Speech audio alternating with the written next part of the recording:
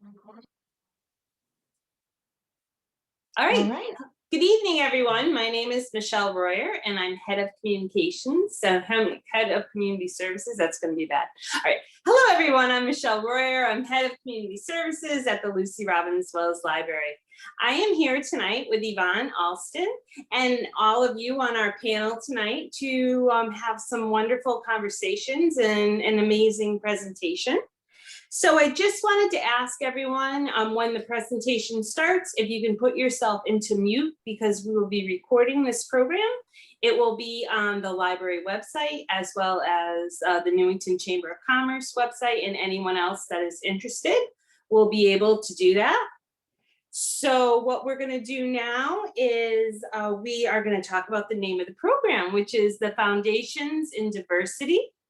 And we have tonight with us Yvonne Alston, and she is from Indelible Impressions. And we are going to talk about conversations, and hopefully we'll all learn something from each other tonight.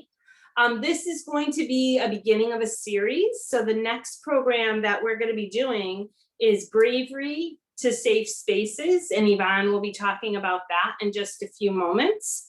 And then our next program we'll be doing, that will be in October, will be Hidden Figures to the Forefront, and that will be on October 6th. And again, she'll give us a little information about what that is. So for right now, I just want to thank all of you for coming tonight, and we're going to get started. And I just wanted to say we met Yvonne a few short months ago at a women's networking meeting at the Newington Chamber of Commerce. And all of us were just in awe. We just couldn't stop talking. I think it's the longest women's networking meeting we ever had. And so, shortly into the phone call, it was, Yvonne, do you want to do a program with the Chamber in the library? And here we are. So as I was on her website and as I've been getting to know her and have conversations, we talked about what we wanted these programs to be. And I'm just going to start with a quote of what she said on her website that really just sticks out to me. And I think it's going to be the bulk of what we talk about tonight. So here's her quote. Yvonne says, "We are at our best when all of our voices are heard and valued, and when everyone has the opportunity to contribute their diverse perspectives and talents to the mission at hand. That is when we think broader, do better, and achieve greater." And the only other thing I'm going to do before we start is I'm going to give you a little information about Yvonne, and I'm sure she is going to tell us so much more. So, Yvonne Alston is a DEI strategist, communicator, and a marketer. Launched her firm, Indelible Impressions Consulting. What makes Yvonne a unique and strong DEI partner is her 21 years in strategy, delivering the right message, and executing help to organizations achieve their goals. She strongly believes being inclusive and creating a culture of belonging brings out the best in individuals, boosts innovation, and productively increases team cohesion, and ultimately strengthens the organization's workforce and bottom line. And Yvonne, just tell us so much more. Take it away. All right. Thank you so much, Michelle. Thank you to the Newington Chamber of Commerce and the Lucy Wells Library as well for hosting this discussion. I'm super excited and honored to be with all of you tonight. As Michelle mentioned, I'm a DEI strategist based here in Newington, Connecticut.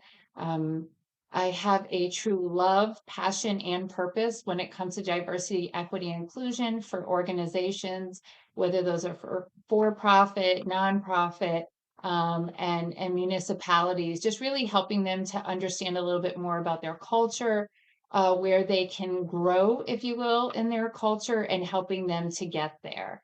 So again, super excited about this discussion tonight. I did originally have a poll that I was going to run, but it looks like we don't have those capabilities on this particular Zoom platform tonight. But I figure I'm gonna open it up with a question anyways. So the question tonight, just to kick things off, is: are you satisfied with the social treatment that minorities receive in contemporary American society? And I'm going to give you three options for answers. And if you could drop those into the chat, that would be awesome. So the first answer is A, yes. Although serious discrimination does still exist, I feel that we are slowly moving towards a more equal and fair society. Answer B is not really. Racial resentment, prejudice, and institutional discrimination still characterize life in America for those who identify as Black. Or C, not at all. Race relations are beginning to worsen, and I feel that it's important for our community to be unified, self-sufficient, and resolute in these troubling times. So you have your options of A, B, or C. Please drop your answers into the chat and I will tally. So far I've got a C,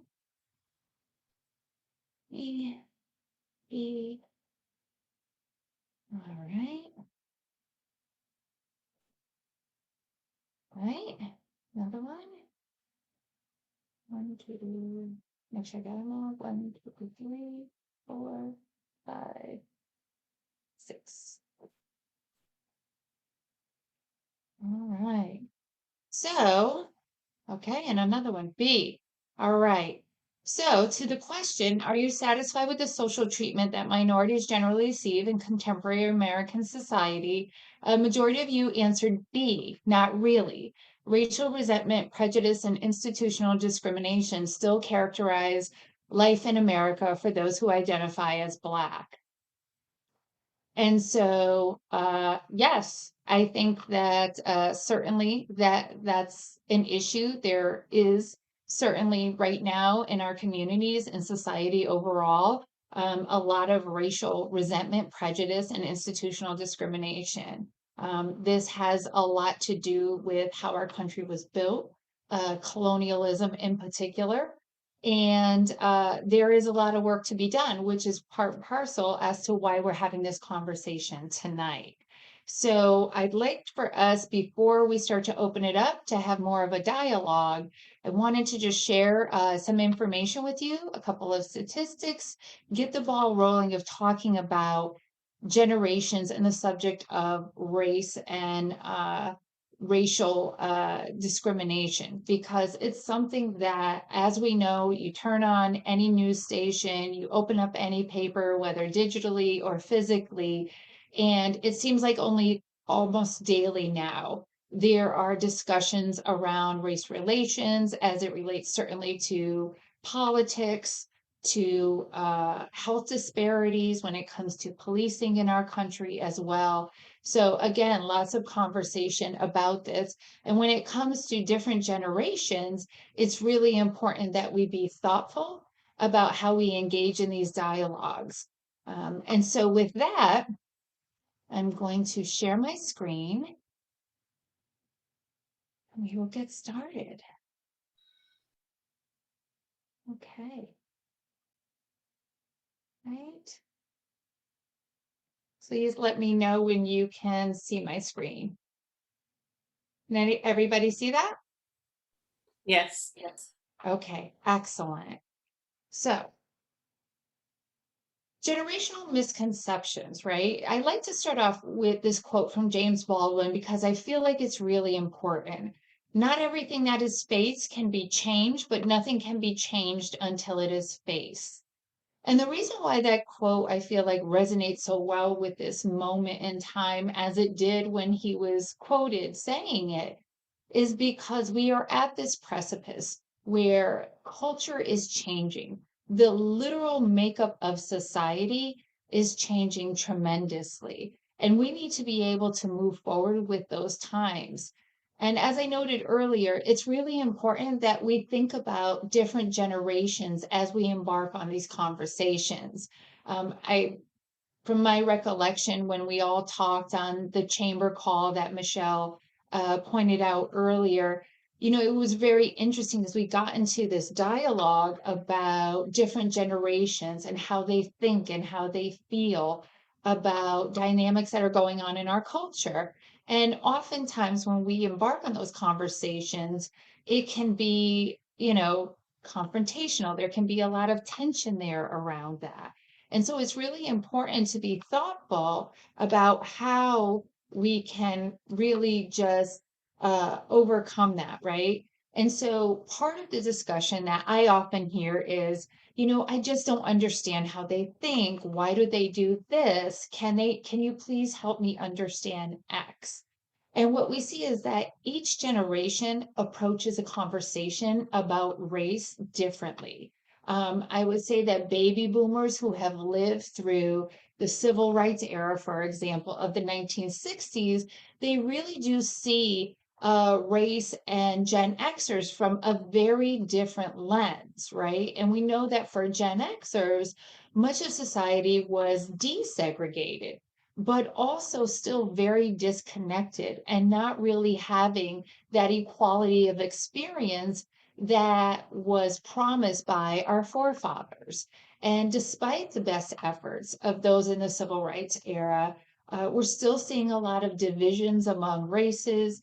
We see this dynamic play out certainly in socioeconomic arenas, in health disparities, when it comes to equal pay. It was just recently, I believe it was last week, last Wednesday, I want to say, was Black Women's Equal Pay Day, highlighting the importance and the wealth disparities that exist within our country because of unequal pay. And so, we're having these conversations. People are posting on social media about it, but it's really tough to think about how do we approach these dialogues, whether that's with our families, whether that's with our friends, or even our colleagues, because it can be very sensitive. It can be very polarizing, and oftentimes people can walk away either confused, frustrated, or with hurt feelings. So, part of the goal tonight is to have an honest, open, brave, courageous community conversation about how we start those conversations. What are the core tenets for how to engage in good conversation, and something that I think we can walk away with some tangibles, hopefully, of how to engage with those better, not just for ourselves, for our colleagues, for our families, but even more so, I would say, for society. And so when we think about, let me just make sure I can click through. Yep. When we think about how we feel about different generations, it usually brings up a lot of different ideas. We hear a lot of talk definitely about millennials, right? Living in this digital age where everything pretty much gets posted online. There are a lot of conversations happening on platforms like Instagram and TikTok as it relates to this. And a lot of times, those conversations, when it comes from generation to generation, we bring our preconceived notions into that perspective. We bring that into conversations. And so it puts topics like race really front and center. And then a lot of times that can sometimes go into politics as well. And we know, based on the last couple of years in politics and what has gone on in Washington, that mixing both race and politics together, as I often say, is like throwing lighter fluid, squirting lighter fluid on an already burning house, right? It just inflames. And so, again, we really need to be thoughtful about the generations in which we're engaging with and what they think, and also what we think about them. And that's why there are some self-reflection questions up on your screen. So, are your feelings generally positive or negative about different generations? Do you automatically make these assumptions or generalizations about them? Like, for example, millennials, right? There's a lot of flack that millennials get, that they're whiny and they want everything their way. They are actually very much at the forefront right now of pushing conversations for greater diversity, equity, and inclusion, both in community and in businesses. But oftentimes they get a bad rap, if you will. And the other question being, do you consider their experiences among your own? Do you really think about the people that you're engaging with? what was important to them as they were growing up, perhaps what they lived through, what that lived experience was like for them, and certainly how that colors their perception of race. And so with that, I just want to engage Chris a little bit to get his perspective because I know he's doing a lot of fantastic work in the West Hartford Chamber. And so I'd like to, Chris, if you wouldn't mind unmuting, and forgive me if I look between screens because I've got two going on here. um, in terms of what your thoughts are, what your experiences have been in terms of having these conversations around generations and racial dialogues. So, it's a lot to take in, right? And Yeah. I will say, from my perspective in particular, I work with tons of millennials, and I'm raising three, young ladies who are part of Gen Z. Mm, And I will say, that I quote my dad on this a lot, and I feel this is applicable not just based on age, but lived experience and communities of origin. No matter how dirty, warped, or cracked your lens is, it shapes your view for the universe. Right? My dad always used to yeah. say this to me as a kid. Bias of being a photographer, I guess.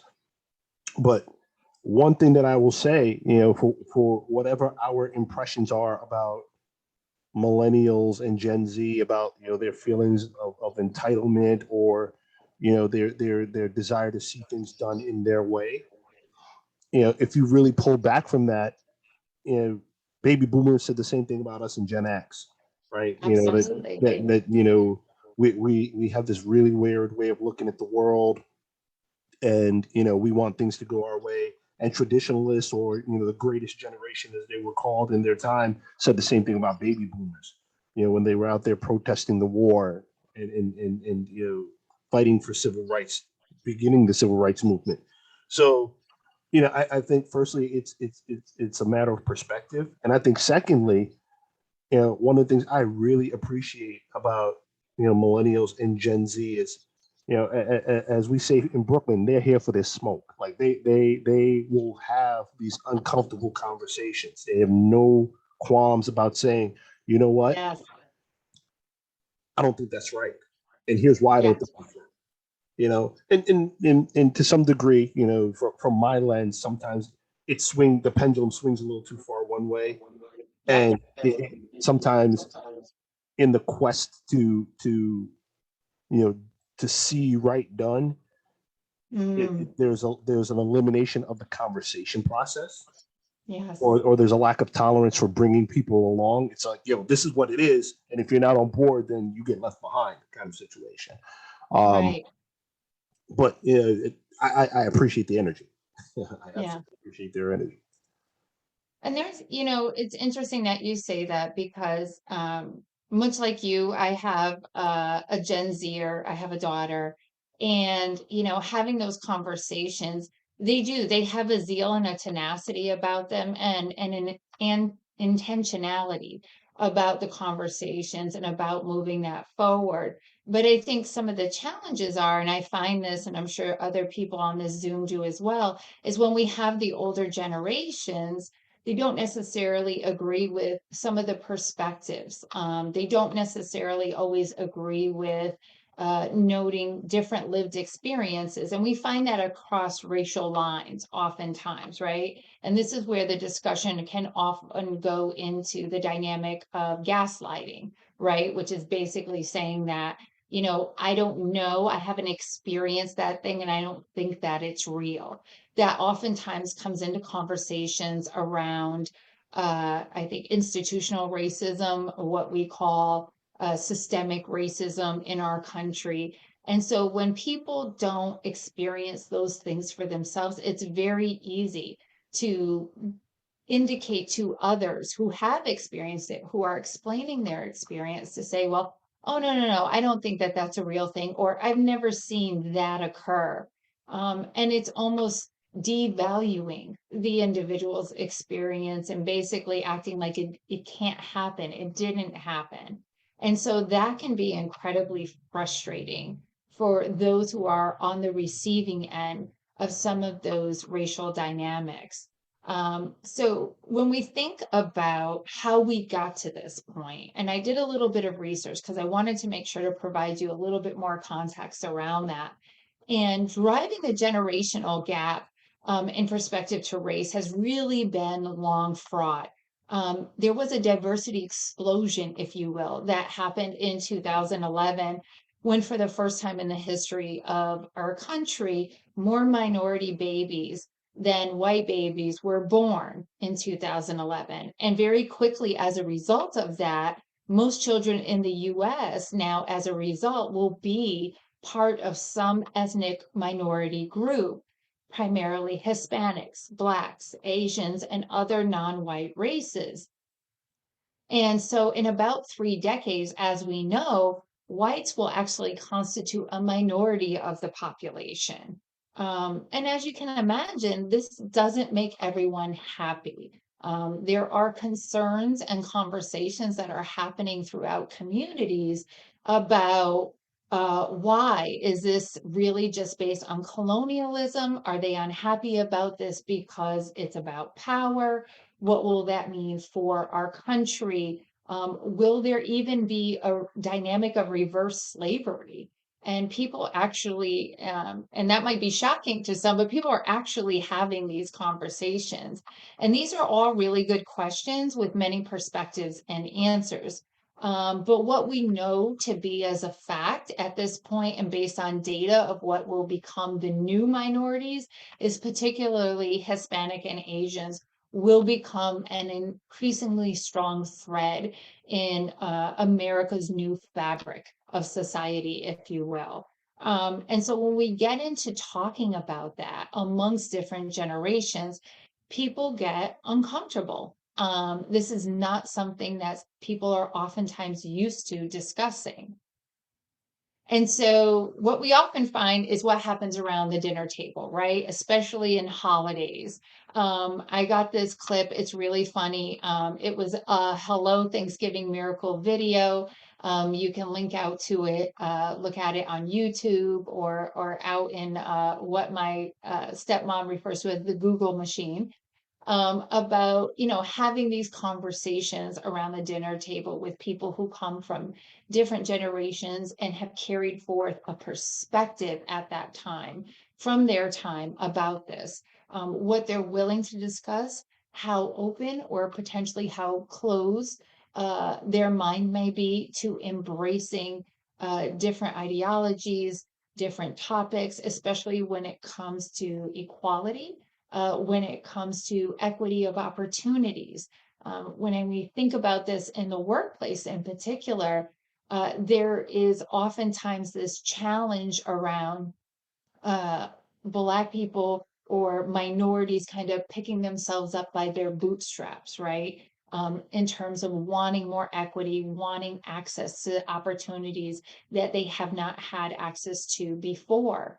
And Chris, I don't know, or anybody else can feel free to kind of chime in on this in terms of why that perspective occurs, how we can have those conversations and challenge some of that thinking in a very productive way, not to be confrontational, but to help people to understand, at least from a society and historical context, as to why the bootstrap, for example, aspect isn't really valid. And I don't know if anybody wants to chime in on that.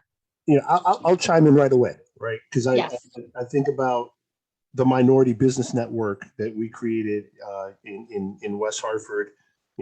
Myself and Stephen King Jr., who's on the line as well, founding members. And it started based on a conversation that Stephen and I had. We're both active members of our communities. We're both business people who were doing business in West Hartford, and the minority business network was created in order to create opportunities and to spotlight people of color who were doing business in the greater Hartford area. Yeah. And some people go, well, why do you need that? Everybody has the same opportunities. Everybody, is doing the same thing. Everybody's coming into the room, with the same, the same opportunity being granted to them. And I often say you cannot ask for access to a room if you don't know that the damn building exists. All right. And when I think about what really started the Minority Business Network, it's the fact that, giving an example, we would do spotlight conversations as part of our chamber meeting. So one chamber member would have the opportunity to spotlight their business, and instead of doing the regular 30-second commercial that we would all have the opportunity to do, they would have the chance to do a 5-minute presentation. And during one such presentation, we had a local realtor who did a video, and it was an amazing video. It was very well done. It was done in good taste, and it showcased him as the realtor, and he, in the video, which was filmed by another chamber member and written by that chamber member, or at least helped scripted, it showcased how this realtor brings to bear his network to benefit his clients. And so he showed, the attorney who helps with closing. He showed the insurance agent who helps you get a policy for your home. He showed the landscaper who helps to clean up around the house and clean up the yard and so forth. And as the video is going on, someone leaned over to me and goes, "You think they know any Black people?" All right. And I turned to him and said, "You think they know any women?" He said, "Wow, I didn't think of that." And I said, "Neither did they." And it wasn't a malicious thing. It wasn't an ill-intended thing. But the reality is, people do business with people they like, and people make them feel comfortable. And I talk about three things that are at the core of most human problems, from my observation. Right. Leftover primitive behaviors that have kept us alive. We're tribal, so we seek out safety in numbers. We seek out people we have a commonality with, and there's a belief that those people will keep us safe. We're insular, so once we have that tribe, we go, "I don't want to be bothered by the outside. Just let me do my thing and leave me alone." And then we're apathetic. So if it's not directly happening to our tribe, it's very hard for us to care, because realistically, there's so much going on the planet. You can't care about everything, right? And so bringing that back to the Minority Business Network, it was created for that exact reason, because it wasn't a malicious thing. It wasn't an exclusionary thing. It was just by nature, people tend to gravitate towards people like that. And so in that video, it was a bunch of white males. And these are all guys that I've had conversations with. These are all guys I've had drinks with. They like me just fine. But when it came time to do business, they thought about their buddies, and their buddies are the guys who grew up like them, had the same values as them, and had the same lived experience as them. Right. And so when people go, "Oh, you got to pull yourself up by your bootstraps," I'm standing out here shoeless, bro. Like, even when we talk about the idea of privilege. Privilege isn't necessarily a group of things or benefits that you've gotten or that you have that puts you in a much better place. Sometimes it's an absence of detriments. Yeah. Yeah, absolutely. Yeah, I agree. I mean, there's a big conversation to be had about privilege. And I definitely want to get into that. First of all, thank you for sharing that. I think it's really important. It's very eye-opening when we think about what we commonly refer to in the DEI space as affinity bias, right? And it's that natural gravitation to what looks and feels like us, what is easy for us, what we're drawn to. And so we just by nature, as Chris pointed out, we lead towards that. And we don't always think about how much diversity is around us and what are the benefits of diversity to us. So before I get into a little bit more on that, Jill, you have your hand up if you want to come off mute and ask the question. I can find my mute button. Feels like it moves around on every screen. I just, it's interesting, the individuals that are on the call, in particular, Chris, because Chris and I feel like we have so much more to talk about, Chris, but our lives just keep circling back to conversations about diversity. But it's like, there's a lot of other stuff Chris and I want to talk about, but we love each other and we feel like we trust each other, which is, or at least I love him. I don't know how he feels about me, but No, I love you. Stop playing. So here's the thing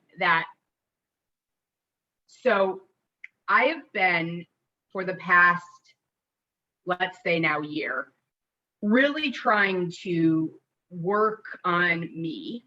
And I'm grateful for individuals like Chris, Stephen, who I'm getting to know, I don't know as well as Chris, definitely Jasmine, who I feel I can trust, who are my friends that I like to say have brown skin and can school me, but are not here to teach me. And so what I mean by that is it's not someone that isn't white's responsibility to teach those of us who are white the ways of being black or the ways of being brown, right? We have to do it. And then if we have those people we trust, like I do, we can check in. And so I think that's something for me that's been very powerful. And accepting and being okay saying the words that I am a racist, not active, not intentionally, but overtly and systematically. And I'm working on becoming anti-racist, but it's a process. It doesn't mean that I don't love others. It just means that some of the systematic stuff has gotten into my life because I benefit from my color. And I think for me, most recently, my neighbor, I have a couple. One gentleman is black and his husband is Puerto Rican. And my Puerto Rican friend was over and we were discussing this topic. And he was discussing this. I'm in Springfield. There's a Healing Racism Institute. And he was sharing with me that at this course, they really come out of the gate and like pound you with like messages that are really hard and really difficult. And I said, oh, I wouldn't like that. Oh, I would become defensive and that would not be my style. And he went, must be nice. And I went, huh? And he said, well, it must be nice to be able to pick and choose when you want to deal with things and when you don't. When I walk into a room, I'm always Puerto Rican. Wow. And that kind of smack from someone that you love, like Chris has had to smack me and that's been good. I'm waiting for Stephen King to smack me, but now he's a politician, so he would get in trouble if he, so anyway, I'm just kidding. But, but it's realizing that. And I think further than that and beyond just race, when you look at diversity, inclusion, and belonging, it's about the responsibility. I've been dealing with this with the West Hartford Chamber and Jesse. It's the responsibility that each of us has to remember that someone else is looking, whether we realize it or not, that someone else is looking at us and looking at our behavior. And even though I'm a smartass, and even though I say things privately to Chris that we might have our little shtick, that if I say that publicly, somebody's going to observe that and think that that's okay behavior. Like we've used the example of if you're in a networking setting and you're a businesswoman and you automatically allow a man to hug you, you are setting up the younger generation to think it's okay to not have permission to hug each other.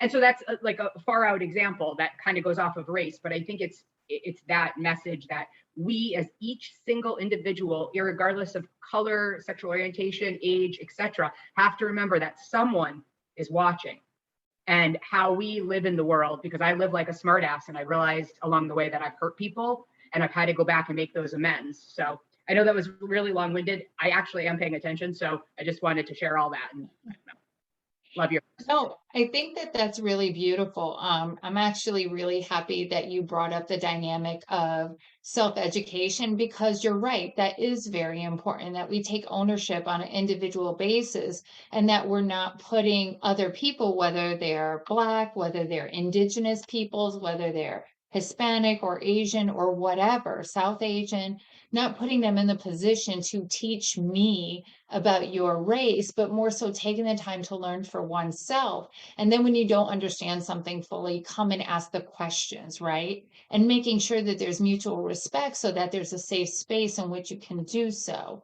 I know that for this group, myself, Michelle, Tiffany, Leslie, we had a lovely conversation a couple weeks ago, and we talked about the premise of saying, I don't see color. and what that really meant. And so this is something that generationally, again, people said as a way to show actually their support for people of color, to say like, I'm kind of agnostic, right? This is their way of saying like, I don't discern different people by that. I'm looking at them through the content of their character and not their skin color. But as I explained to the group, that when we say that, it really is saying, I don't see you, because part of me and who I am and my personal identity is part of my race. It is not all of me. Certainly, there's intersectionality in my existence, but that is part of me. And so to say that you don't see that really does denote to people of color, I don't see the struggles that you go through. I don't see the inequity and inequality that exists in your life and that you're subject to. I don't see and understand or acknowledge what that experience is like and how that hinders you in various ways and in various forms of life. So we got to move kind of that language, and that's part of what I've been talking about too with a lot of clients in different groups, is the dynamic of relanguaging and how important that is. That the things that we used to say a couple generations ago were fine, but now we're moving forward, right? We're moving the culture and society forward. So we need to be more thoughtful and more mindful about the things that we say and how that can be received. You know, And so with that, go ahead, Chris. no, I was just going to say it's one of those situations where, you know, it's well-intentioned racism, right? Like, you know, it's an interesting thing when you do the dissection of the, you know, I don't see you as, or, you know, I don't see color, because it's, you know, it's not something that somebody generally says in a malicious way. They're trying to, No. you know, I see you as an equal. I see all people as equal. You know, I don't take a biased lens based on race. And you know, when having the conversation about being racist or having or committing a racist act, I realized that in my conversations with my white friends, the word racist is almost as triggering as dropping the N-bomb to a black person, right? Like, it's like, oh my God, no, I'm not racist. I couldn't possibly be racist, and here's why, right? And it's like, no. Racism isn't, you know, racist isn't necessarily a I won't say it's not a negative thing, but calling someone a racist, as triggering as it may be, right? You have to learn to treat being a racist in the same way as, you know, when you have a kid and that kid commits some sort of bad action, right? You separate the person from the action. Well, and Chris, I think to that point, and that's, you know, when my neighbor and I had this discussion and he used the word racist to speak of me, I was like floored. Like, I can't think of a better word. Like, I mean, you know me and you know my background and my story. And I was like, da, da, da. But then I was like, wait a second. I am, because I accept benefit from a system that's broken, even though I might not be. And I think that that's the difference, is if you call somebody racist, like you're racist, that is like potentially using the N-word, although I don't necessarily think as offensive, but still harmful. Not as offensive, but right. But I think there's a difference between saying that somebody is overtly racist and saying someone is systematically or institutionally racist. I definitely have learned that I am racist. I am not actively, I am trying to become actively non-racist, but it's a process. I have to unlearn a lot of behaviors that have just been put into my deep psyche somewhere. And so I do think, Chris, that there is, it definitely is a trigger, but it's not it's a good thing when the person you're talking to can be open to it, because that's if you're open to having the conversation, right? Right. I think that's the huge difference, because most people, once they hear that word, that you did something racist, it becomes them separating. They shut down. They shut down. And right. so, like one of the best ways I ever heard a phrase, you know, and we spoke about her a little bit earlier, Jessie Bouclier from the West Hartford Chamber. She goes, she almost does it comically. She goes, "Oh no, I did a racism," right? In having conversations with her white colleagues to say, hey, you know what, you're not a bad person, and you know you committed a faux pas. Address that faux pas, right? Right. That thing that you said that you thought was well intentioned, or you thought nobody was listening, or you thought it was just a joke. Address that. Realize it's not acceptable. Realize this is where you went off the rails, and this is where it's wrong, and own it. And you know, like giving perspective, like as a male, right? I absolutely have certain privileges in the United States that you know some females do not enjoy, right? Like I don't walk the streets of Hartford in fear, and that was a big thing for me because I remember moving here and my colleagues flipping out because I would walk through Hartford at night on my way to and from grad school, and they're like, "It's so dangerous and bad things will happen to you." I'm like, come on, man, I'm from Brooklyn, and like I would be completely dismissive of their fear, and it took years later for me to really sit down and go, that's your lens for the universe as a 6'1" ball-headed black guy from Brooklyn with martial arts training, right? If you're a 5 foot blonde-haired, blue-eyed white woman walking through Hartford in the middle of the night, it's a completely different experience, right? And my lived experience does not erase your reality. There it is. I just have to interject right there. Like that was part of what I was saying a few moments ago. Deanna, I know you've got your hand up. So we're gonna get to you right now, but I just want to focus on that for just 1 second. Like that's one of the most important facets is to be looking at one another and thinking about what their lived experience is and not saying just because I didn't experience it myself that it's not someone else's reality, and really being mindful of that as we're engaging with one another, because as Chris said, he's on the opposite side of that as a black man, right? He knows and he understands that he has certain privileges. And so we need to just be thinking about that in the context of how we engage with one another. Deanna, you had your hand up. So I really don't know if this is where you wanted the conversation to go, but in with what they were discussing, I had an example from Sure. my life, and I didn't know if that's kind of where this was shared experience, right? Absolutely. Okay, so being very open. So I Mhm. grew up here in Newington, and I'm a millennial. And I went to kindergarten in 1989 to 1990.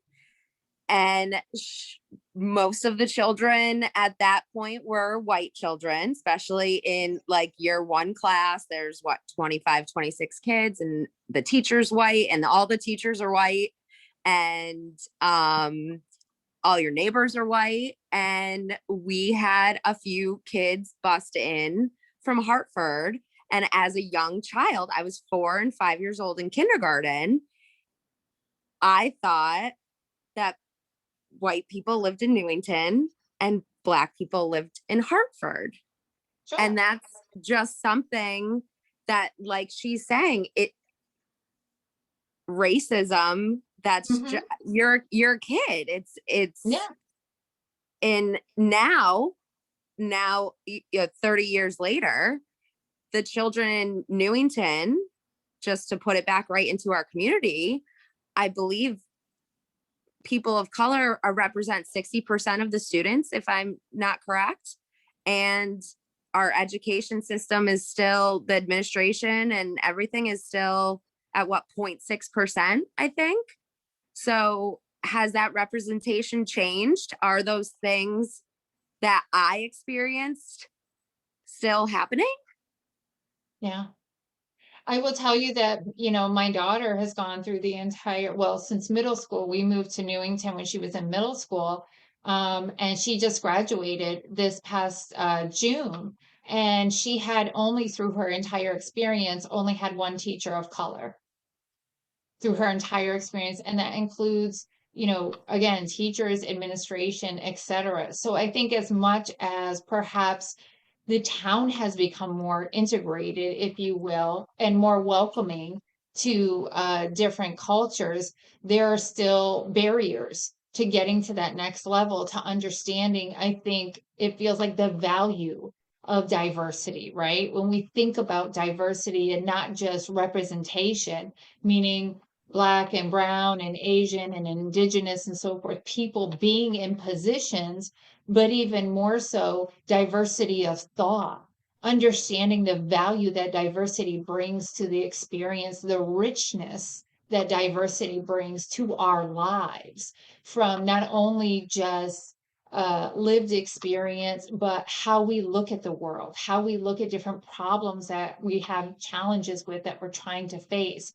and the value of how somebody, say for myself, right? Somebody who grew up in Middletown in the projects, but yet was able to go on to an academic institution like Quinnipiac, right? And move through those spheres, what that lens of perspective has been, or that of Chris or Mr. King, or and really anyone on this panel. And then the same way with all of the minorities that are on this call, right? Certainly, what's the value of coming together and sharing those experiences, sharing the thoughts and perspectives, and each being equal in value to conversations, to organizations, to communities.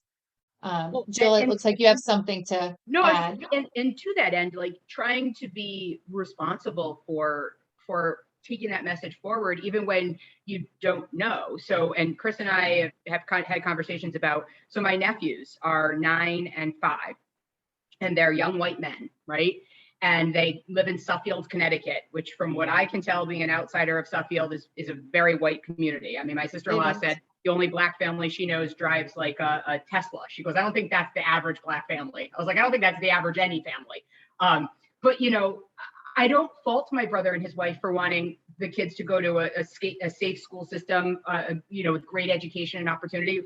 You would never fault anybody for that, because they're trying to give their children the best that they can offer.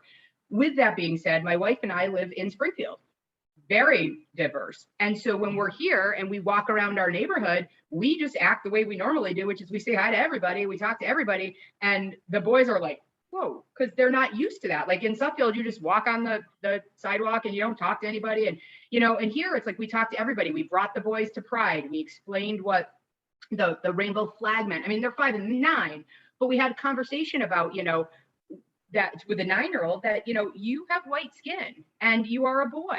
And those two things mean that you are going to have a chance at some things that other people might not have. And you need to be aware of that. And we'll talk more as you continue to get older. But it's like trying to have those conversations, even though they're awkward and hard, you know, and even when you don't have like the playbook, because I keep asking Chris for the playbook and he won't give it to me. I'm flying the plane and changing oil at the same time. So. Absolutely, but yeah, and I think that's the key though, right? Is getting more comfortable with being uncomfortable and knowing that these conversations have to occur. But I think, Jill, you hit on a really key point, which is the intentionality, right? And saying, you know, it is important for us to understand, for the generations that are coming forth, that we now understand better, right? What the experience has been for non-whites in this country. Everything is kind of, as I often say, right up under our nose now. After the killing of George Floyd and then the ongoing with Breonna Taylor, the continued conversations about racial inequity in society overall have brought it front and center, and not just in Connecticut and our communities, and not even just in the United States, but on a global perspective now. People are talking and championing change.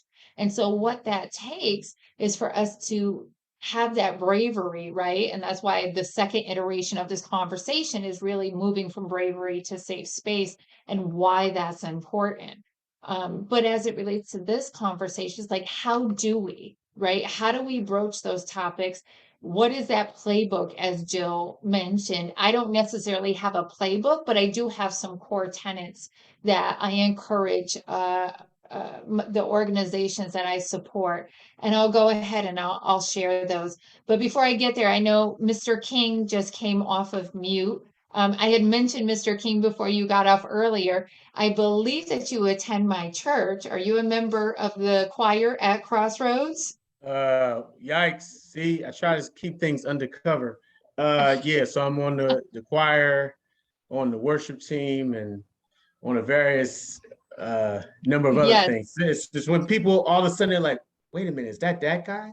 Like I just got stopped today in the supermarket and someone said, I'm sorry, sir. Are you the first Black town councilman in South Windsor? And I was like, dang it. Yes, that's me.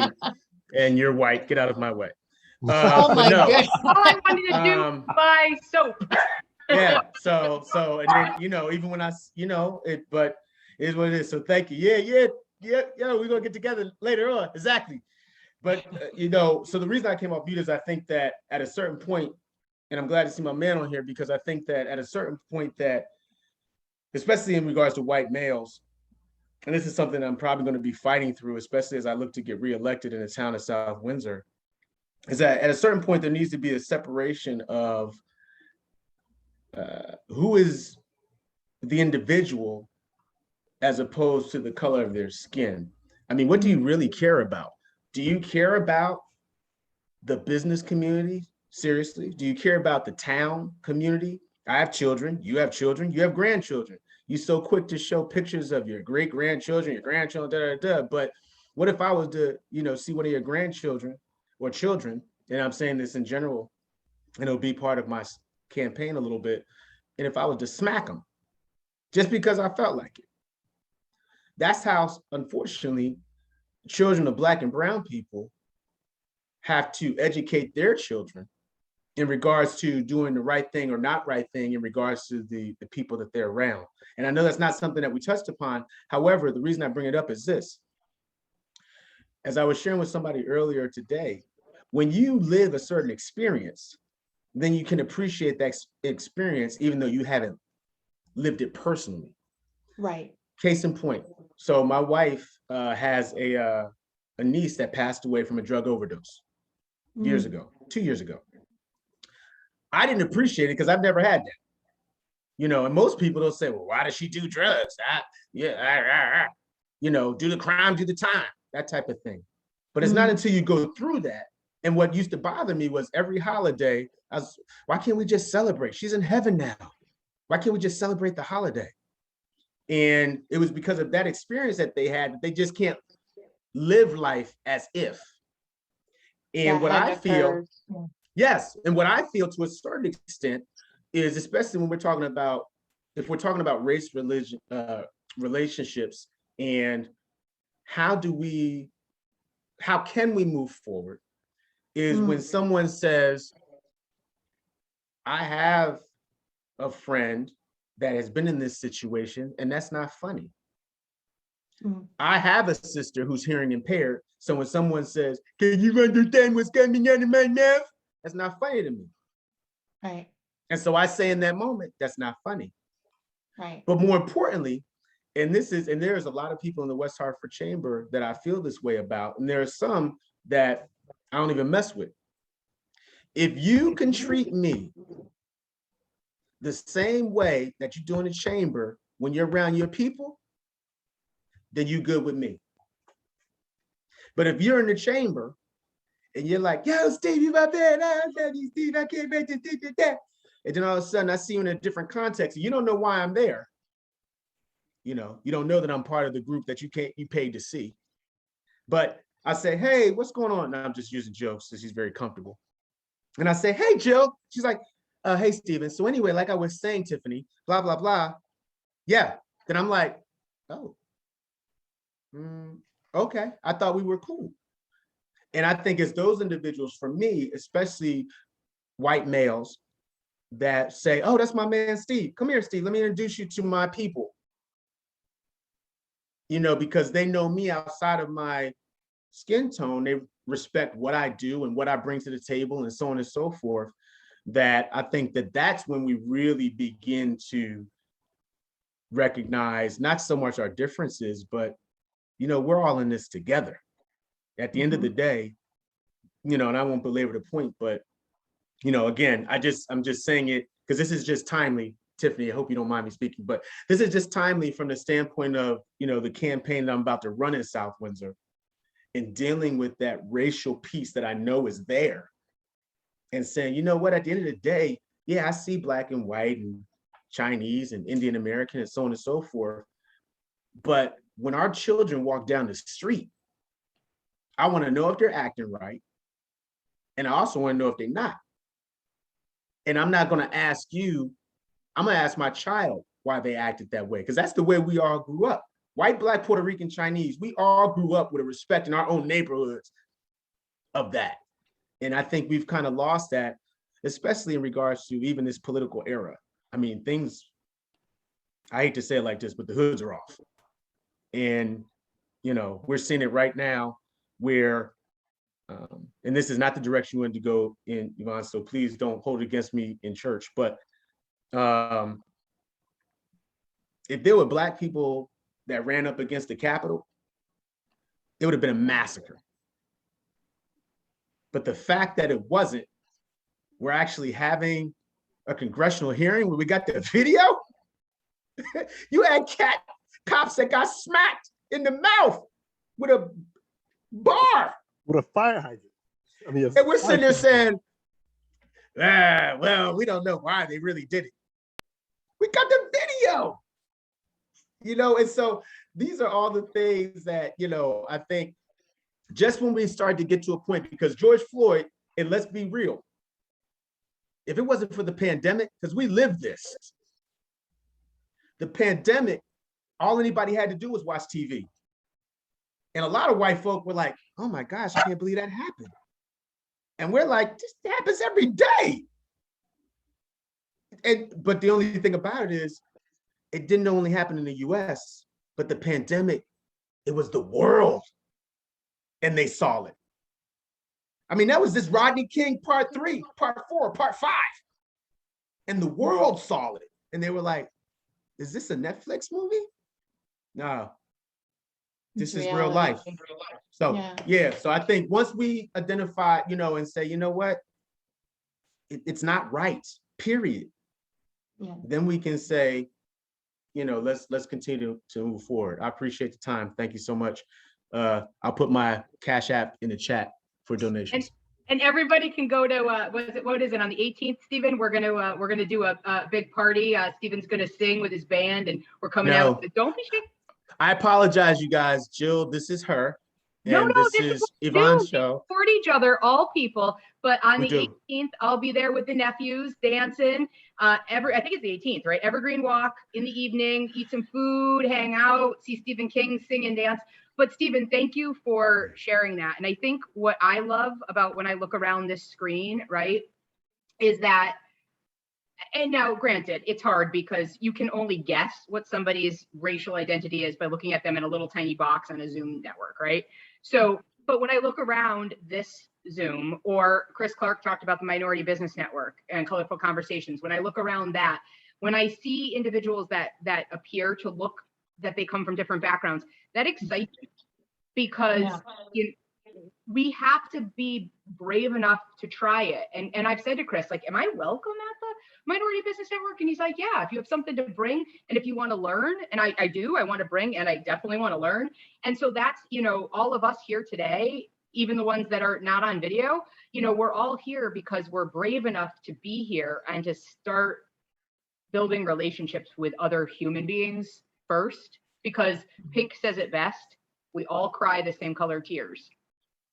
Right. That's why I wanted to say that that's why I was happy to see Bob on there. Bob is a dude that even on my social network, I'm sure he has his own clique, you know, Democrat, Republican, whatever, but he recognized who Stephen King is.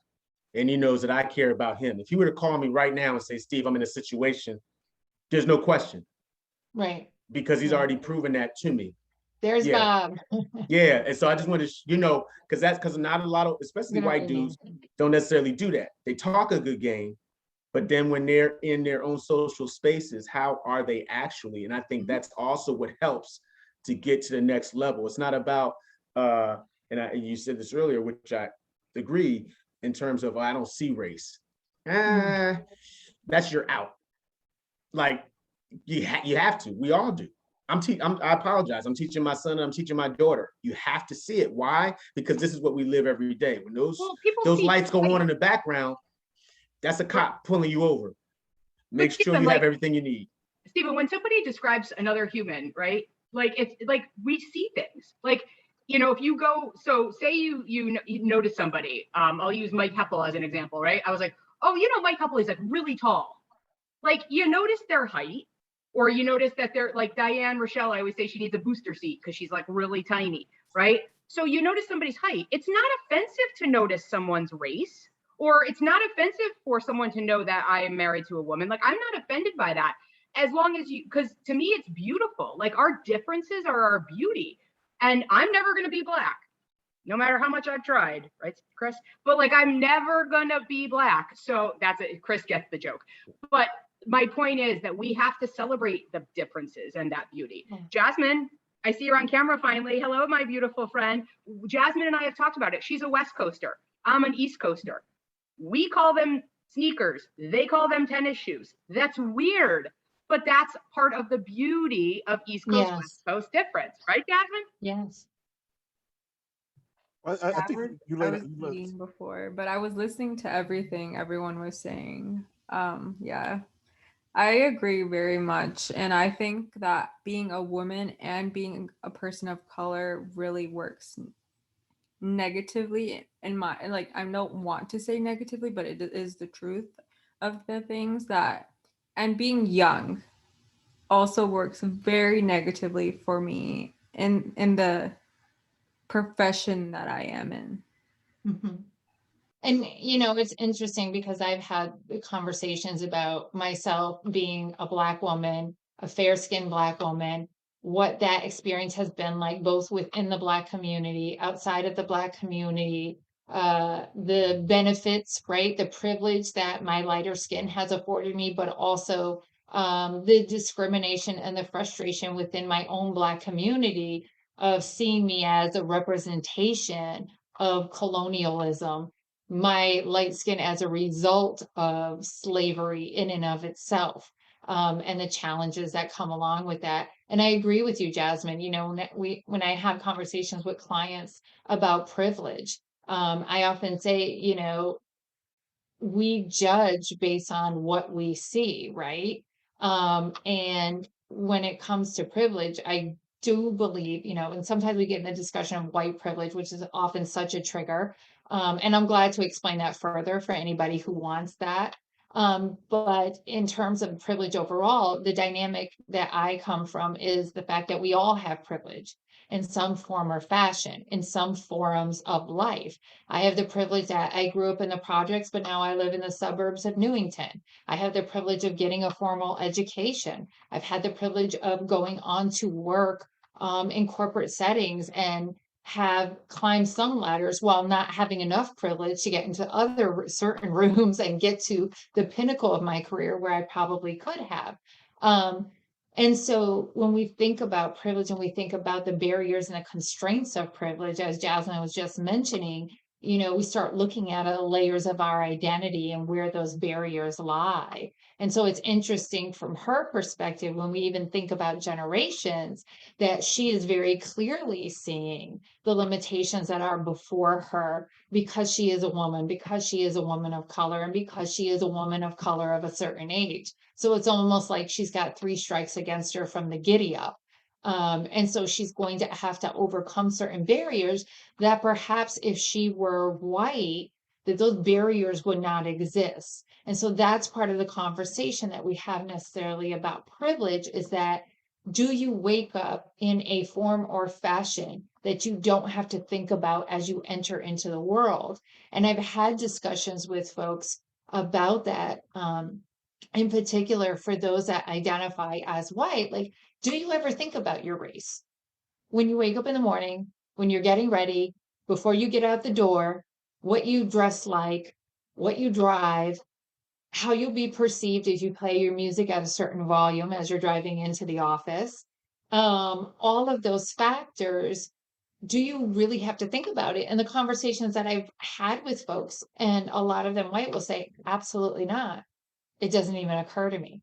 And I say, then that is a part of privilege. That is what we refer to sometimes as white privilege, as not having to think about your race in terms of your existence and what the barriers of what the barriers exist for someone else who is not white. Yvonne, Go ahead, Chris. I think that's huge, right? Like I'll take it a step further and go, one of the things that I pose to my white friends is, do you ever think about your actions as being representative of your race?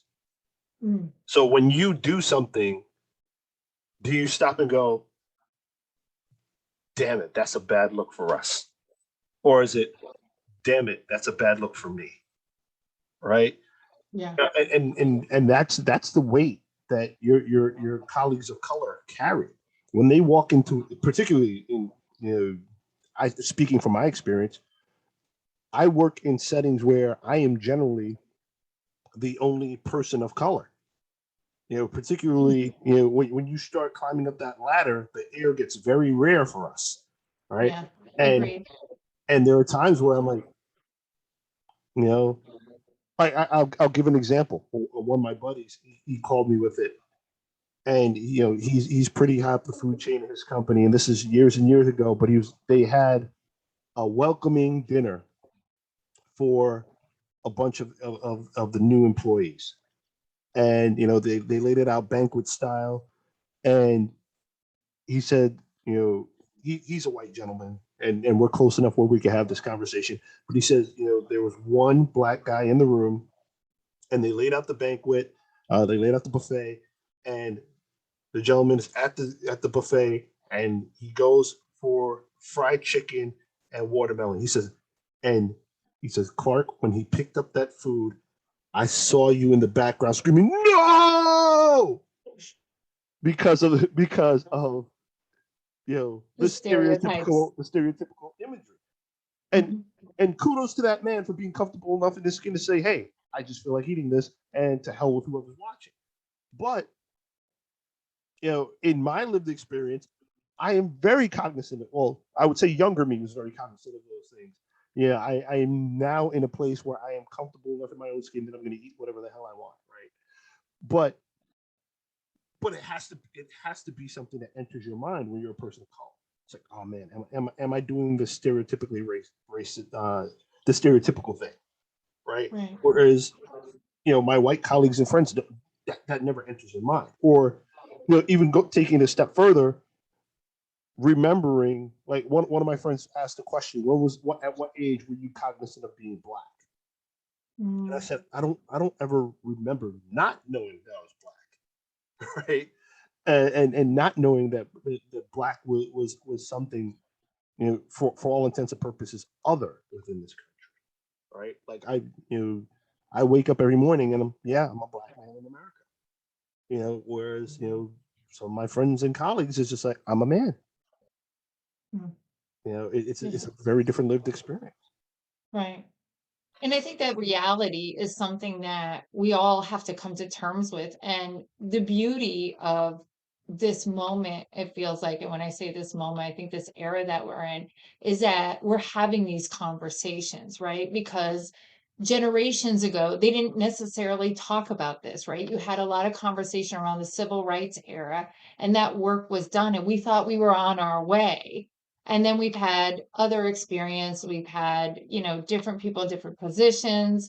I don't want to get into politics, but, we had some dynamics happening in our society that brought race to the forefront in a really, I'll say interesting way. But I just want to circle us back to this discussion around generations, because I know that, for example, Michelle, I don't know if you want to come off of mute, but I know we've talked a little bit about generational dynamics within families.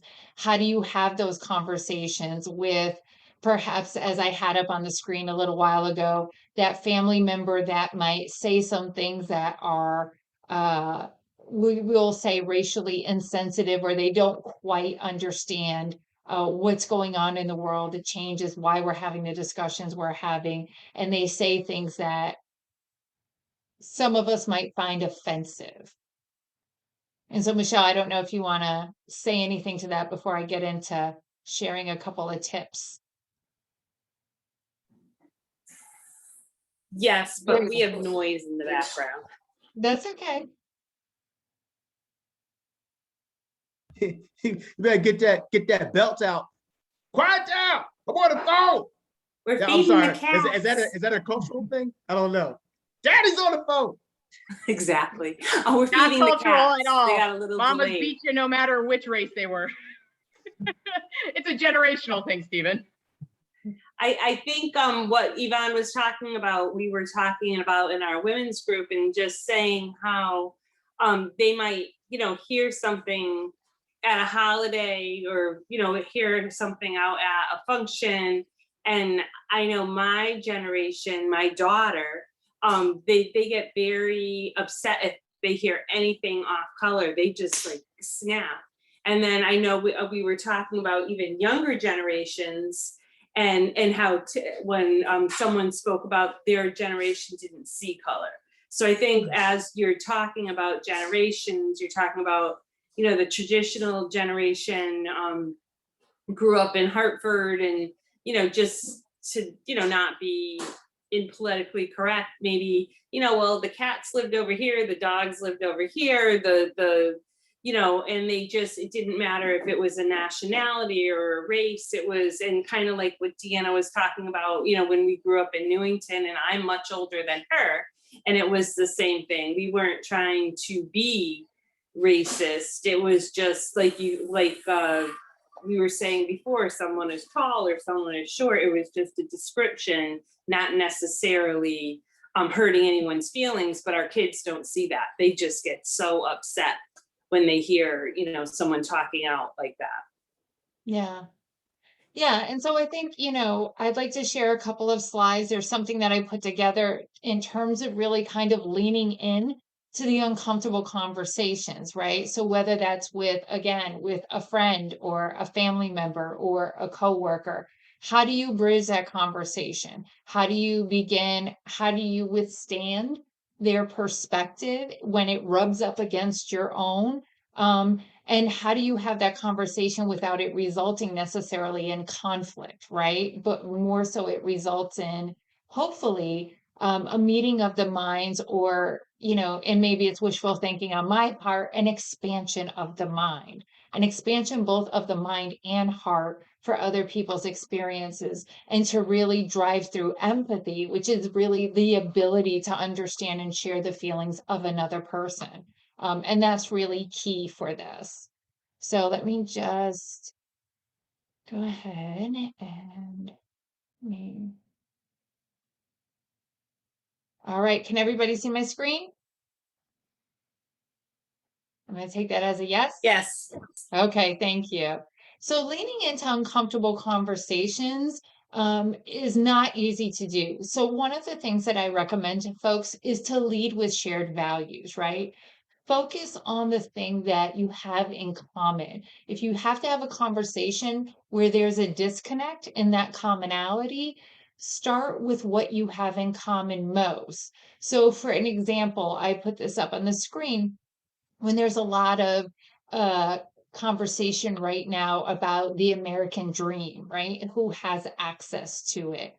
Who has the opportunity to bring their whole selves to both community or workplaces?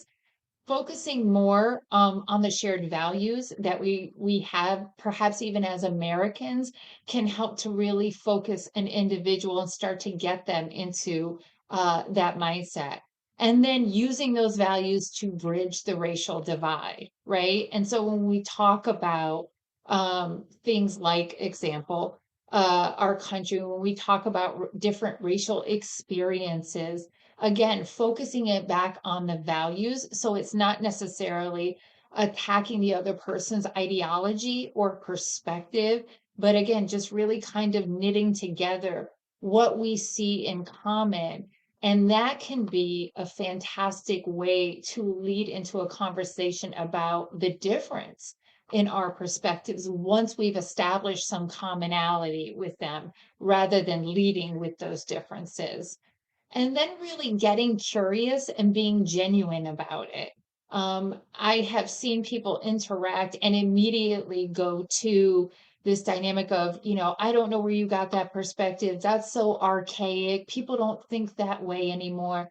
More so than attacking the individual's perspective, get curious about it, ask the questions. Well, you know what? I'm just curious. Why do you think that way, right? When we get into conversations, let's just say, for an example, about um, the bootstraps, right? We brought that up earlier. Well, you have this person who says, well, if Black people would just pull themselves up by the bootstraps, they could have the same level of success that I have, right? Getting curious about it rather than attacking that and saying, well, why do you think that? What is it that you've had in your experience that makes you think that that's valid? And kind of unwinding that a little bit can really help the other individual to perhaps recognize that that may be something that they were taught, something that was said in the upbringing, something that's said within their communities, but doesn't really have a lot of validity to it. And then you start to open up and kind of dissect a little bit that thinking. Um, but when you do that, it's really important to be genuine with that, right? Not saying it as if like it being a poke to them, like, really? So tell me, sarcastically, why do you think that? Like, where did that come from? Like, that's not going to help to bridge the divide that's between that person and yourself, but to be genuine about the curiosity that you have. And then being willing to think more broadly, even yourself, as you enter into the conversation, to understand that people have certain perspectives and notions and ideologies that oftentimes have been built over time, over generations. It's deep seated. And so it's not something that can be easily unearthed, unlearned, and easily replaced. I think, as Jill had mentioned, it's this constant evolution of learning. So we ourselves, for those of us that may consider ourselves woke, definitely need to be thinking more broadly about the history for a particular individual. As Deanna had mentioned as well, like growing up in a certain environment, if that's all you saw, if that's all you were ever exposed to, then you're only going to have that perspective. It doesn't make you a bad, horrible person. It doesn't make you necessarily a racist. What it does is it makes you have only a certain lived experience that didn't get exposure to other cultures, to other communities. And so your perspective is very narrow. And so, can we allow some latitude for that with one another to be able to say, like, oh, wow, that's why this individual has that perspective. So, even for those of us who understand it more, and are championing more diversity, equity, and inclusion,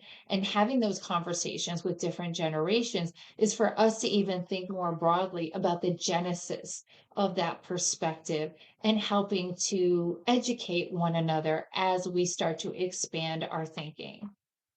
And then the dynamic of say less, think more, right? I think oftentimes when we think about the perspective of active listening, right? And that's where we're fully engaged, we're not on our phones, we're making direct eye contact, and we're fully invested in the conversation we're having with an individual, rather than formulating, getting ready any moment to fire off our response. Well, we're not really listening, right? And so the dynamic of say less, think more. Think critically about the person's perspective before you just react to it emotionally. And again, that kind of goes back to that thinking more broadly. You don't necessarily have to have a retort or an answer in that conversation. You can come with some takeaways, perhaps even do some research, have some additional conversations, and then go back to it. I think that's really important, especially with family members, right? You don't want these conversations to get so hot and heavy to the point that it causes a disruption or a schism in the family dynamic. So, kind of stepping away when those things get heated, be very thoughtful about the best way to approach that individual, what their history has been, what their own lived experience has been that's colored their perspective for the perspective that they have. And then definitely meeting them where they are.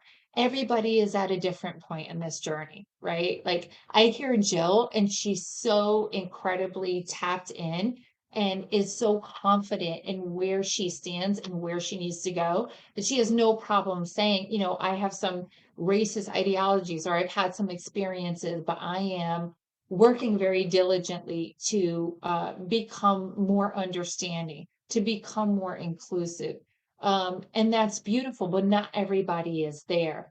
So, can we meet people where they are and meet them with that empathy to help understand how they got to the place where they are, and to walk alongside them on the journey, not necessarily berating them or judging them, but really this dynamic of almost, am I my brother's keeper? And what does that mean? And can we walk together in a society to help one another to learn? Going back to what Chris said, or someone had indicated, you know, oh, I think it was actually Jill, you know, those people who have been marginalized and oppressed, it's not their responsibility to educate us, but to educate oneself and come back and to have those conversations so we can really bridge that racial divide, regardless of generations, regardless of socioeconomic status, regardless of gender or sexual orientation. Can we start to have those real conversations so that we can build bridges between one another rather than having this incredible divide that we have now, excuse me, within our society? And so that's the goal. That's the important takeaways in terms of how do we have these conversations. And so I would love to hear maybe from Melissa or Leslie, or Deborah, about your own experience and the challenges that you're having and how we can help, even within the context of this conversation, to help equip you better.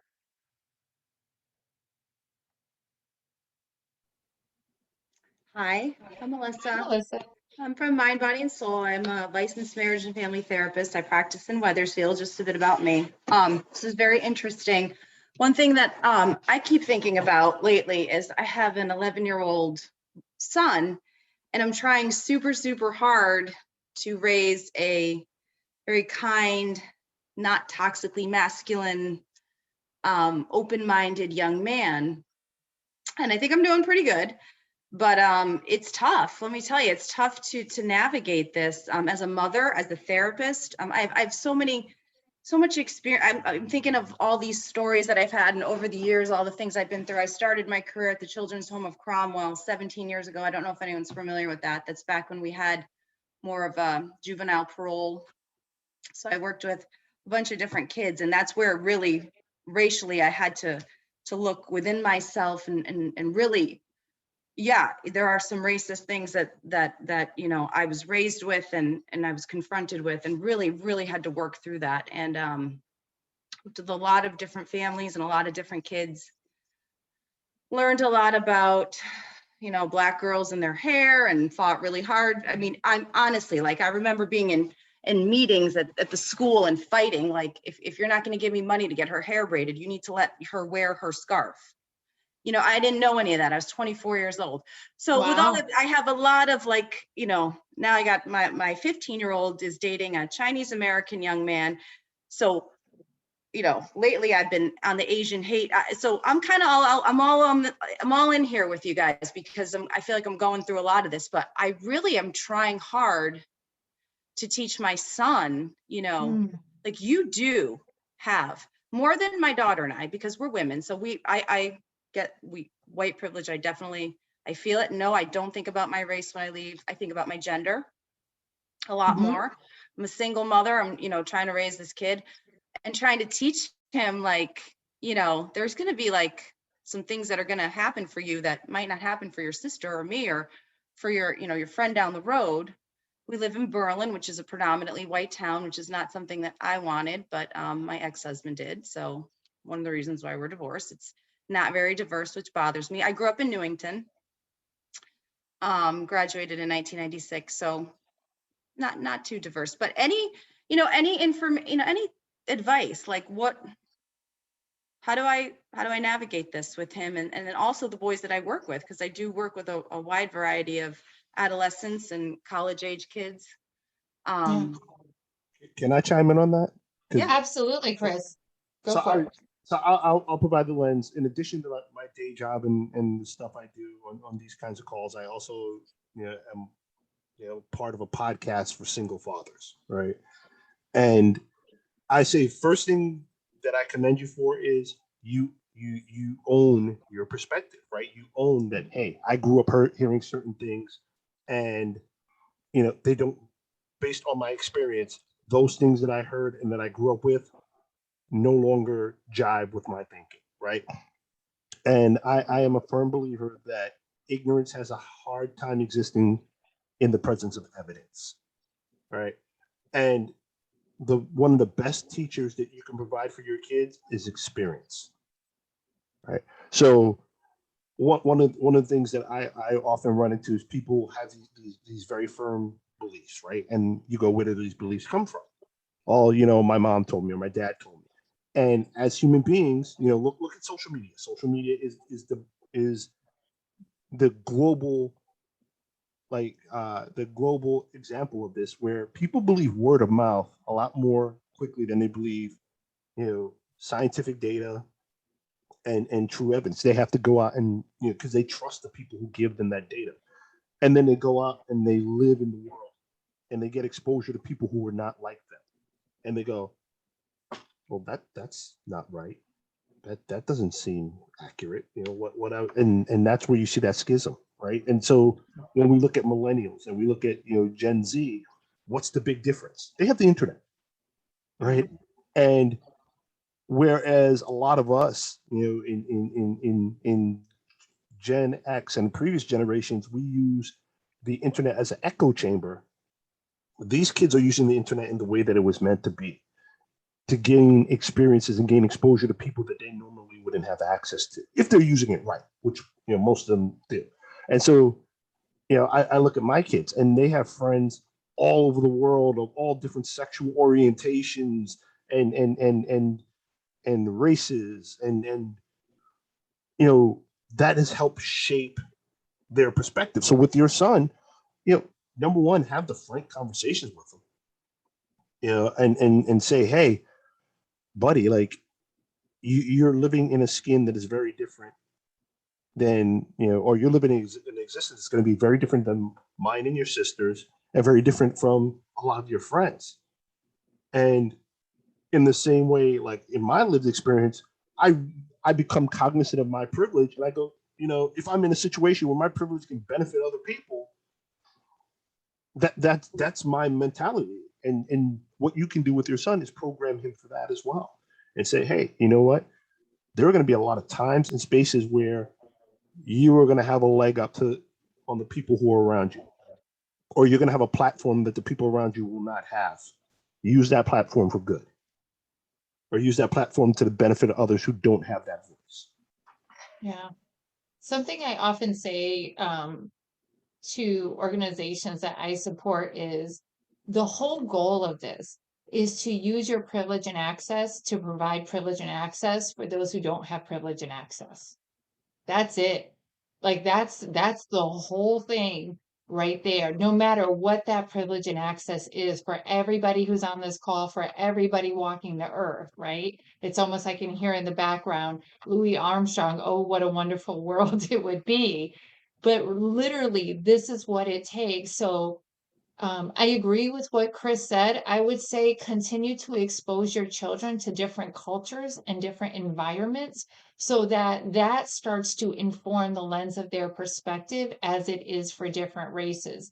Same things with parents and other family members. If we have those who perhaps have some ideas and perspectives, right, that are rooted in some forms of racism, regardless of what you tell them, you may not be able to change their minds. But if you start to expose them to the thing that is the subject of their bias, and they start to see that it's not what they thought it was, and they have a different experience, that can be a very powerful motivator to changing that lens of perspective. So I would say, piggybacking on what Chris said, I think the exposure element can be incredibly powerful, whether that's through reading, whether that's through movies, if it's exposure to different foods, going to different restaurants, right? and exposing them to the things to make sure that they get that lens of perspective of really like, wow, the world is global. And I want to be part of a global community. And I don't want to be afraid. And I don't want to have my bias kick in and, cause me to lean to what I know. But I want to have that full blown exposure. Even if you don't live in an area where there is a lot of diversity, you can still choose to expose yourself and expose your family to those things so that they have those broader experiences. Which I think is Couldn't really agree- I couldn't important. agree Like, more. I and this couldn't agree more. TikTok drives me bananas sometimes, but I think, Chris, to your point, like, because just see get it. off, right? But for other reasons, like it's exposing them to all different kinds of cultures and things that they're not getting here in Berlin. And I also try to point out, and I try to teach this to my clients, we were in DC on a family trip and we went to a McDonald's and we we're the only white people. And they looked at me and I said, I want you to take a minute and remember this feeling, because this is how all of your Black and Indian and Chinese friends in Berlin feel. How you feel right now, this is exactly how they feel. And I only wish they had a few more experiences like that. So I try to point it out when it, right? Because I'm like, this is good for you to feel this way. Yeah.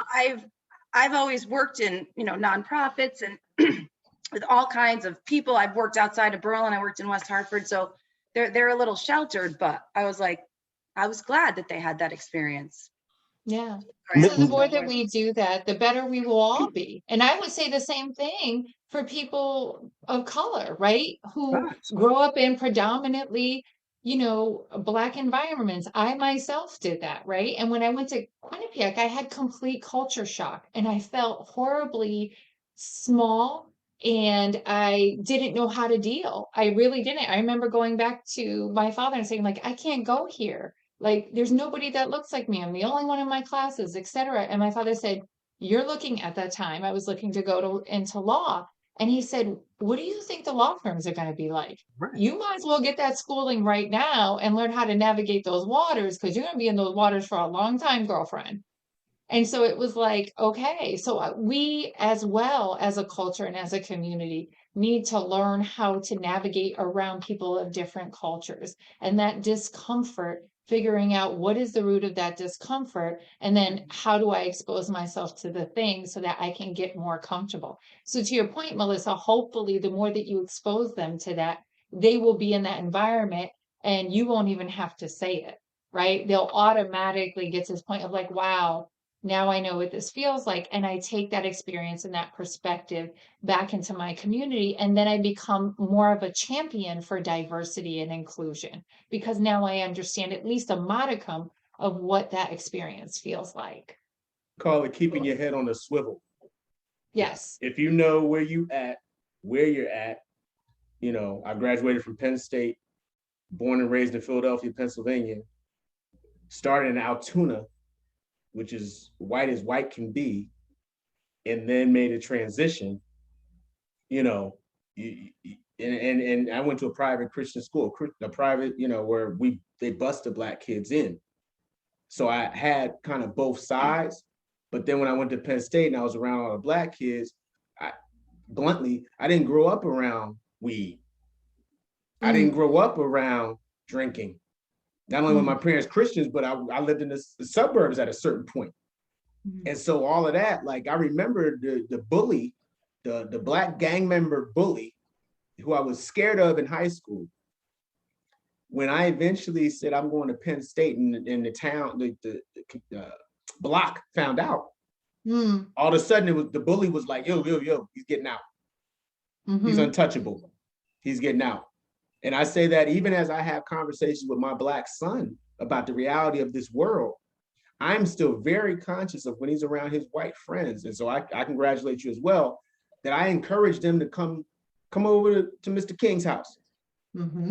Exposure. Smell these. Well, smell these. What's funny? I remember going to a homecoming dance with my friend Rob, who was African American, really cute kid, whatever. We couldn't dance. I was a little disappointed, but like it was like a big freaking deal. I'm like, what is the big deal? Like I remember my grandparents, like I was like, I drive him to school every day. He lives down the road. We weren't together. we were friends, like we were truly friends. But I remember that generational thing and like looking at my Italian grandparents and being like, what is wrong with you people? Like, he's a good kid. Like, and he was a better kid than me. He didn't drink, he didn't smoke, he didn't do anything. He played football. I was like, I was probably worse than, Yeah. But you know what Rob said? I will never forget this moment for the rest of my life. He got drunk. Okay. So maybe there was a little bit of that going on after. I was not drunk. He fell. And I said, Rob, you got to get up. He said, Melissa, help me get up, or else they're going to beat me like they beat Rodney King. And I said, Rob, what are you talking about? No. And I was like, in that moment, I'm like, oh my God, like his life, even though he lives down the road from me and I pick him up for school, he lives with his grandmother, is so different than mine. And it like shook me to the core. And it's like, you have those moments in your life and I never forgot it. I never will. I don't really know what happened to Rob. He probably did very well. He did well in school, but because he was impaired, right? His guard was down. It was just me and him. And I had my, I'm like, get up. We're in Indian Hill Golf Course, right? Not supposed to be there. Oh God, this is being taped. Well, this was a long time ago. Don't I have like, statute of limitations, you should be good. But I remember Yeah, like, you've got immunity. thinking, You're like, fine. Rob, I was like, oh my God. What are you Change my talking name about? right now. Change my name. So can I tell you how incredibly important that is, right? Yeah. Because you just touched on something that's really important. Right. And I'm saying this as a black guy, and not speaking for every black person, but share that moment you had with Rob. That is generally a formative moment. Real. For a lot of my white friends, because you think about it, it's not your lived experience, and it goes back to what I was saying about the apathy, right? And the apathy isn't necessarily a malicious thing. It's you don't see it, you don't live it, you don't know about it. So until you have that conversation with your friends of color, you don't know that it's going on. Because you have the privilege of turning a blind eye to it. And so, like one of the experiences, I was leading a conversation for my workplace. I head up the Black professional group for my company. And on the tail of George Floyd, we started having courageous conversations within the company. And so I'm leading this national call. And my partner at work, who I've known for 6 years, and it has been a great mentor to tons of people of color. I had him on the call as well, and we were talking about police interactions. And we were having the conversation. I said, explaining what George Floyd went through, and stop and frisk, and the idea that not police interactions a lot of time are not favorable for people of color, and a lot of times it's not something that they did. I said, hell, even I have those experiences. And he stopped these. Wait, what, you? I said, yeah. And I laid out, like my family's police pedigree and the fact that I work for the New York Police Foundation, and I was a poster boy for a NYPD ad, a public service announcement about courtesy, professionalism, and respect. And that ad was in every precinct in New York during the late 90s. And if you walk into some precincts, it's still there on billboards all over New York. And it was still not enough to stop me from being harassed by the police. And he damn near cried when I shared that with him. And because he just didn't know. Because, from his perspective as a white man, police are civil servants. They are there to serve and protect. And they are there, they work at my pleasure. So I can stand there and get in a shouting match with a police officer and not have to fear for my life. Or if I get stopped by a police officer, I can be indignant. Right? That's his lens. And to hear my lens and my perspective was eye-opening. Yeah. Yeah. Well, this has been a great conversation. I know we're over time. We were supposed to kind of end at 8 o'clock. I know that Deborah, we didn't hear from you. I don't know if you have anything that you want to add, or you were just listening and kind of taking it all in. But I do want to let us go ahead and close out with any last thoughts. And if anybody's interested in kind of the tips that I gave, I'm glad to share that out as well. Tiffany, you have a question. No, I just wanted, since you're ending with last thoughts, I just wanted to say thank you. I have been mostly since George Floyd passed, was murdered, how I guess is the better way to say it. I've really become more curious about, kind of going back to Jill said, kind of what was instilled in me unknowingly, and what Deanna said. And I started watching conversations with uncomfortable conversations with the Black man. I know you and I have spoken about that. But this forum is, and I've talked to Chris Clark, and I've obviously talked to you, Yvonne, but this forum, I think, needs to happen on a more regular basis, because I have taken away so much of it. Just from where I sit in this world and where I came from, and raising a young white man. And that needs to be talked about more. You know, I think exposing our kids is wonderful, but I think it's also exposing ourselves, because Yvonne, I think you said Jill said, people are watching us, and our kids watch us. So I think if we start with us, our friends watch us, our family watches, you know, everybody kind of looks and goes off what we say and do. Just like, you know, from my example, my grandfather fought in World War II, and there were some Asians that lived across the street, and I grew up with him remembering being little, and he was throwing rocks at them, and I didn't know why. I remember I thought it was because of their dogs. I had no clue. And then I didn't realize until I took a class in college, and it put it together in my head. Like, oh my God, that's why my grandfather was doing that. It wasn't for the dogs. So I think it's having those conversations with our kids and exposing them, but it's also, and having them be open, which I think their generation is a lot more open. But I think this conversation shouldn't end here. I think it should continue. Yeah. So thank you. Thank you. No, This was you're great. absolutely welcome. Deborah, last thoughts? I just wanted to, say that I belong to the Weathersfield Chamber, and Tiffany asked me to share this night with on my social media page, and so I took the opportunity to jump on and see what it was all about, and I thought it was great, Yvonne. I thought what your work is awesome, and the honesty that was said on this call, I admire. I think it's great. So our town right now, has a very large group of people who are doing a social justice committee. And so there's a lot of work being done. And I think that personally, I think that the prejudice go far beyond what we even talked about. There's, every day you run into it. So yeah, but you know what? We're getting there. I believe that with my whole heart. We're getting there. We're talking about it. And wasn't like that even 4 years ago. So right. Yeah, absolutely. So kudos to everybody who's on the call, and I thank you for inviting me and letting me join in.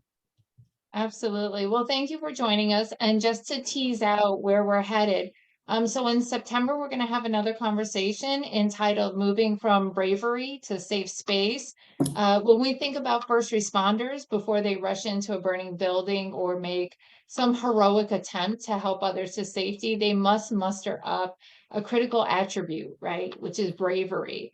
And so the same logic really applies to us before we can have challenging conversations about DEI within the workplace, family, friends. We really need to have the courage to do so. So we're going to have a little bit of conversation around that and just help to guide us, to challenge us to have a stronger voice and more courageous conversations like this one.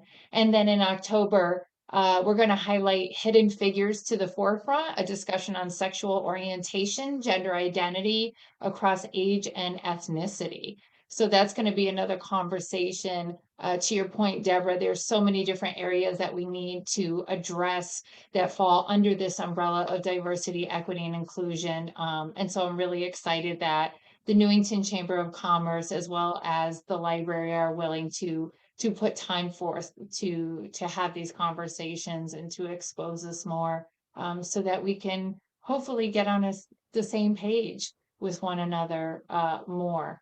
And so thank you for everyone's time. Michelle, I don't know if you have any closeout comments before we. Yes, I just wanted to thank you. I wanted to thank Chris. I'm Yes. so pleased, so happy. So many people were able to join us. I can't wait to kick it up to the next notch. And I can say that if you get the Newington Life, you'll see that Yvonne was interviewed by Mark Janey, and she's even going to be on the cover. So I'm so proud that I was able to just, one women's networking group, and look what happened. So I think we have a long way to go. I'm so happy where we are. I'm glad. I think our kids sometimes are more advanced than us, and hope that the generation they raise will, like you said, be so diverse, and life is good. So thank you all. Thank you all for coming.